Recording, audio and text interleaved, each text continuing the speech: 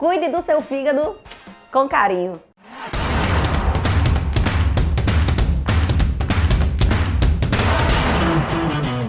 Esteatose hepática não alcoólica ou fígado gorduroso é uma das patologias que eu mais recebo aqui dentro do meu consultório.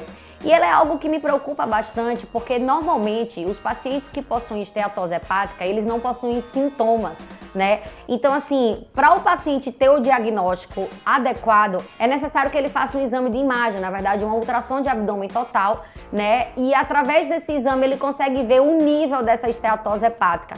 Se ela é grau 1, 2, 3, né? E que a gente precisa ficar atento porque uma esteatose hepática não alcoólica não tratada, ela pode evoluir para um processo de cirrose, né? Então assim, é algo que a gente precisa realmente ter bastante atenção, né?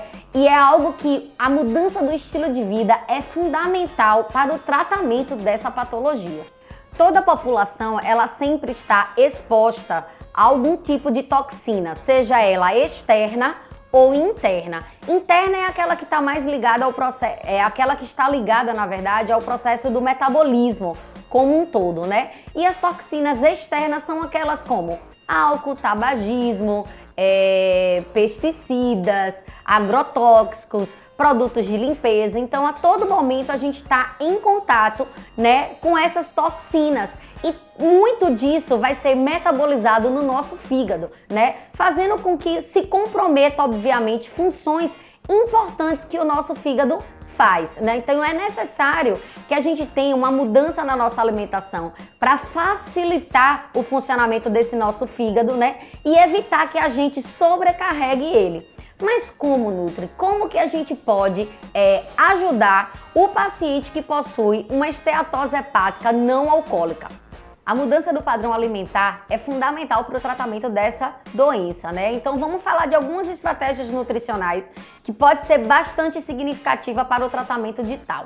Primeira coisa que você precisa entender, né? O excesso, tem muitos estudos que demonstram que o excesso de frutose é altamente tóxico ao nosso fígado, né? Mas eu não tô falando da frutose, gente, da fruta. Eu tô falando da frutose que é acrescida aos produtos industrializados.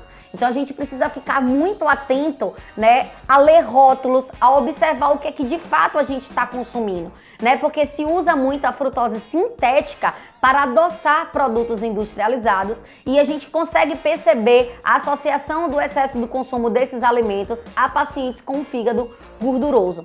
Outra coisa importante, consuma carboidratos complexos, evite o excesso de carboidrato simples e procure também fracionar mais esse carboidrato no decorrer do seu dia e não em uma única refeição, né?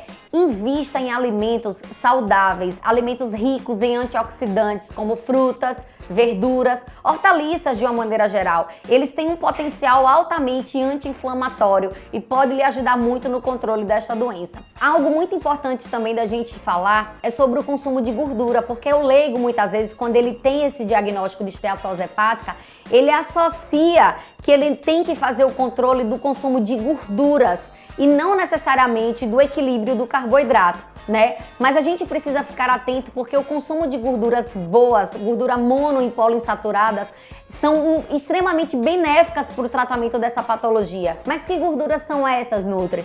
Coco, as oleaginosas de uma maneira geral, como castanha de caju, do Pará, amendoim, nozes, né, amêndoa, né, que são as oleaginosas, são excelentes também. Abacate, azeite de oliva, o ômega 3, tem muitos estudos que demonstram um efeito bastante benéfico do ômega 3 no tratamento e na prevenção da esteatose hepática. Fique atenta à sua hidratação, né? É muito importante uma pessoa que sofre com essa doença ter um bom aporte hídrico, não só quem sofre, né? A gente precisa falar também muito de prevenção. Então a boa hidratação é fundamental para transporte de nutrientes no nosso organismo, absorção e metabolização deles, né? A gente precisa inserir na nossa alimentação uns antioxidantes, né? Então vai lá fazer seu ovinho, insira a cúrcuma, que ela é muito rica em curcumina, né? Você pode incluir gengibre nas suas preparações, né?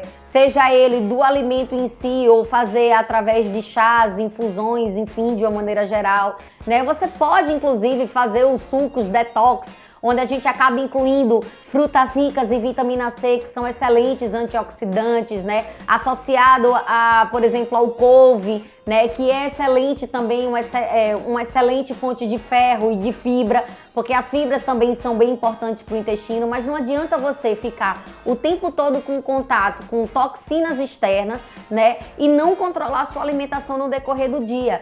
Sim, é importante a gente incluir, né, alimentos antioxidantes na nossa alimentação, mas se a gente não atenua esse contato direto, né, não vai adiantar de nada. Então a gente precisa, na verdade, ter uma mudança realmente do estilo de vida, melhorar essa questão do sono, do estresse, praticar exercício físico, né? E como nutricionista eu digo que muitos dos pacientes que têm a doença, muitas vezes ele está ligado a deficiências nutricionais também. Então o profissional precisa também ficar atento a deficiências de cromo, de zinco, de magnésio, de ferro desses pacientes, da vitamina C, né? E obviamente, se for necessário, muitas vezes lançar a mão em alguns antioxidantes via oral para poder atenuar os processos inflamatórios que esse paciente passa.